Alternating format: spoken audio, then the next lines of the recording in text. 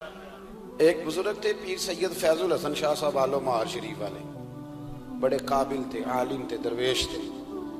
اگر آپ موبائل چھوڑ کے میری بات پہ توجہ کریں تو مجھے زیادہ خوشی ہوگی، اللہ تعالیٰ خیر کرے۔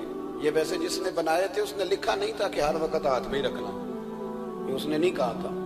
یہ ایجاد کرنے والے نے تھوڑی کہا تھا کہ یہ میں نے اس لیے بنایا کہ اس کو ہاتھ میں رکھنا، ہاتھ میں تسبیح رکھا کرے، یہ جیب میں رکھنے کے لیے، جب بجے تو باہر نکالے، مہربانی فرمائیں، اللہ کو جزائے خیر عطا فرمائے۔ اب تو نا جی ایک دوست ایک دن بڑا دور کا سفر کر کے آئے اور انہوں نے کئی دفعہ مجھے یہ باور بھی کرایا کہ میں بڑی دور سے آیا ہوں۔ باور بھی کراتے ہیں تو پیار سے بتاتے ہیں، بتایا میں بڑی دور سے آیا ہوں، لیکن ہر 1.5 منٹ کے بعد جیب سے موبائل نکال لیتے تو میں انہوں نے آکھے میں کہ یہ زیارت کرنی چاہتے تھے، گھر ہی کر لینی سی، تو نہ لمبا سفر کرنے کی کیا ضرورت، آپ تو میری زیارت کرنے آئے تھے بقول آپ کے، حالانکہ وہ زیارت والا یہاں رٹا بھی کوئی نہیں، لیکن موج ہے نا لوگوں کی، اللہ آپ کو جزائے خیر عطا فرمائے۔ آج تو مجھے شفیق صاحب نے کہا تھا کہ آپ نے لائیو تقریر کرنی ہے لوگوں کے بیچ بیٹھ کے، مجھے کیا پتا تھا کہ وہاں بھی ریکارڈنگ کرانے جانا ہے۔ آپ مہربانی کریں، آج تو آمنے سامنے بیٹھے ہیں نا جی، اللہ تعالیٰ آپ کو جزائے خیر عطا فرمائے۔ چلو تھوڑا سا سامنے بیٹھ کے بھی بات، وہ کسی نے کہا تھا کہ اثر کرے نہ کرے سن تو لے میری فریاد، نہیں ہے داد کا طالب یہ بندہ آزاد۔ آپ میری بات پہ توجہ کریں گے، سید فیض الحسن شاہ صاحب عالم مہاروی رحمۃ اللہ علیہ، ان سے ایک بندے نے پوچھا کہ حضرت عائشہ صدیقہ افضل ہے کہ سیدہ فاطمہ زہرا؟ آپ فرمانے لگے تجھے کیا مصیبت بنی ہے اس بحث میں پڑھنے کی، جو لوگ بڑے ہوتے ہیں وہ بڑے ہی ہوتے ہیں، جو بڑے ہوتے ہیں وہ۔ کہنے لگا جی آپ عالم کس بات کے ہیں، سوال کا جواب ہی نہیں دے رہے۔ فرمانے لگے چلو دے دیتے ہیں۔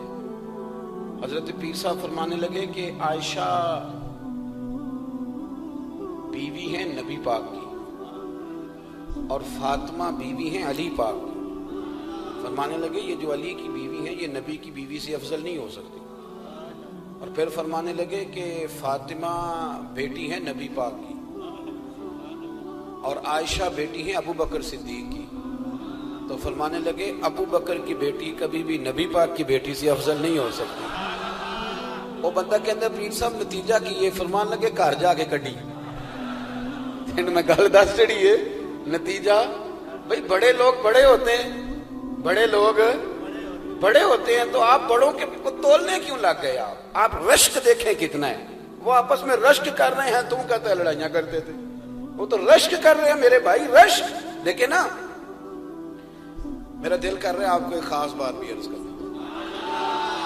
حضرت القول البدیع میں نا امام سخاوی نے لکھا ہے، ان کا ذرا آپس میں رشک دیکھیں کتنا ہے، حسد نہیں رشک۔ یہاں تو پیروں کی کرامتوں پر بھی پوری جناب وہ لڑائی چلتی ہے، پوری لڑائی کہ میرے پیر صاحب کی زیادہ ہے، وہ کہتا ہے میرے پیر صاحب کی زیادہ ہے۔ وہ خدا کا خوف کریں، پیر کی کرامت نہیں ہوتی، پیر کی استقامت ہوتی ہے، سنت شریعہ پر پابندی ہوتی ہے، وہ جتنی زیادہ پابندی کرے اتنا زیادہ باعث سے کرامت ہے۔ حضرت سیدنا مولا علی شیر خدا فرماتے ہیں، امام سخاوی نے القول البدیع میں لکھا ہے، فرماتے ہیں کہ حضرت عمر کا زمانہ مبارکہ تھا، میرا بڑا ہی دل کر رہا تھا سرکار کی زیارت کرنا، حضور کے وصال کو کافی سال بیت گئے، دل بڑا پریشان تھا، میں درود شریف پڑھتا پڑھتا سو گیا۔ میں نے خواب دیکھی کہ اللہ کے محبوب فجر کی جماعت کرا رہے ہیں، چر ہویا مینوں ترلے لیندیاں کدی موڑ میرے ول واگاں، جے خواب میری وچ ایک وار جے آویں میں ساری عمر نہ جاگاں۔ کہتے ہیں حضور نماز پڑھا رہے تھے فجر کی، 2 سورتیں سرکار نے پڑھی پر مزہ ہی مڑا، بڑا ہی مزہ آیا، بڑا ہی مزہ۔ کہتے ہیں نماز مکمل کر کے نا تو سرکار نے صحابہ کی طرف رخ نور کیا تو ایک صحابی کھجوروں کا ٹوکرا لے کے آئے، یا رسول اللہ تازی کھجوریں پکیاں قبول کریں۔ حضور نے ایک کھجور اٹھائی، صاف کی، کھائی، باقی ایک ایک صحابہ کو بانٹی۔ حضرت علی کہتے ہیں 15-16 صحابہ کے بعد میرا بھی نمبر لگا، کھجور کھائی، کھجور کا نہیں دست مصطفیٰ کا بڑا مزہ تھا، کہتے ہیں بڑا ہی مزہ آیا۔ ابھی میں کھجور کھا ہی رہا تھا کہ مسجد نبوی میں اذان ہو گئی، مولا علی فرماتے ہیں آنکھ کھل گئی، اٹھ میں گیا پر کھجور کا ذائقہ میرے منہ میں ابھی بھی موجود تھا۔ اب اس پر پورا باب باندھا ہے شاہ عبدالحق الہ آبادی نے، وہ کہتے ہیں کہ حضور جس کو خواب میں کوئی چیز دیتے ہیں وہ حقیقت میں بھی اسے دیتے ہیں، وہ خواب میں نہیں ہوتی، وہ حقیقت میں ہوتی ہے، پورا باب ہے۔ بہرحال عنوان پہ رہنا چاہتا ہوں، حضرت علی فرماتے ہیں میں اٹھا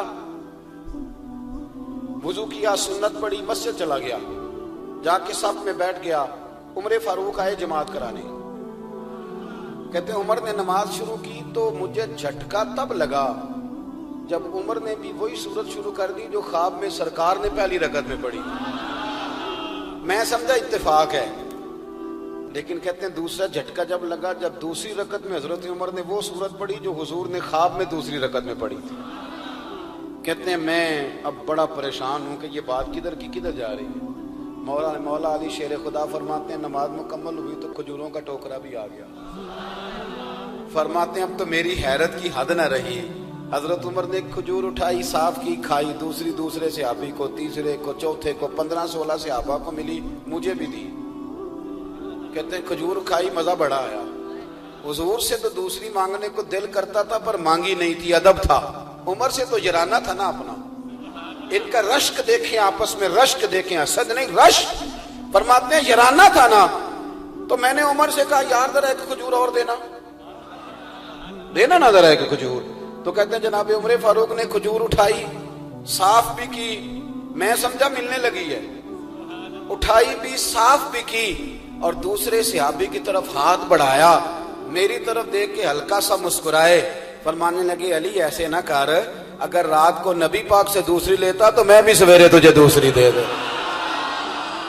حضور سے دوسری لی نہیں، نبی پاک سے دوسری مانگی نہیں تو میں کیسے دے دوں؟ خواب میری وچ آیا سی ماہی تو میں وہ دے گل وچ پا لیاں باواں، ڈر دی ماری اکھ بھی نہ کھولا، ڈر دی ماری، میں ڈر دی ماری اکھ، کیونکہ آئی یہ رات وصال دیوالی، ربا اے رات مکن نہ دیویں، اے رات مکن نہ دیویں، ڈر دی ماری میں اکھ بھی نہ کھولاں، کتے پھر بچھڑ نہ جاواں۔ میرے رسول پاک کے غلام رشک کرتے تھے، رشک۔ حضرت علی کہتے ہیں میں رویا تو عمر بھی رو پڑے، کہنے لگے علی جو رات تجھے نواز کے گئے وہ میرے اوپر بھی کرم فرما کے گئے۔ رشک کریں، خدا را چھوڑ دیں حسد کرنا، چھوڑ دیں ایک دوسرے سے جلنا۔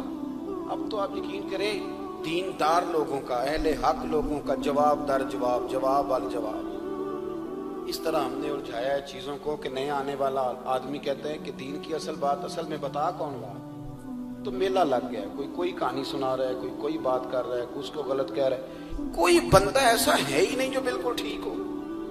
ہمارے حسد نے اتنی تباہی کر دی، کسی کے حق میں خیر والی بات ہے، جب آپ حسد کریں گے تو بے سکون رہیں۔ دوسری بات یہ، بے سکون بندہ پتہ کون رہتا ہے؟ میں نے یہ بھی آیت پڑھی، الا بذکر اللہ تطمئن القلوب، اللہ فرماتے ہیں یاد رکھو، خبردار ہو جاؤ، اللہ کا ذکر کرو گے تو دلوں میں چین ہو۔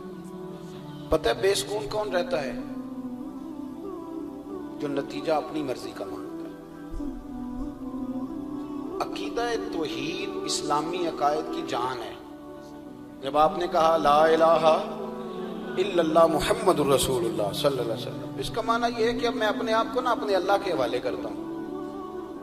اب رب غریبی میں رکھے پھر بھی میں راضی ہوں، بیماری میں رکھے پھر بھی راضی ہوں، صحت میں رکھے پھر بھی، اولاد دے تو پھر بھی راضی ہوں، نہ دے تو، سمجھے میری بات، یہ توحید ہے۔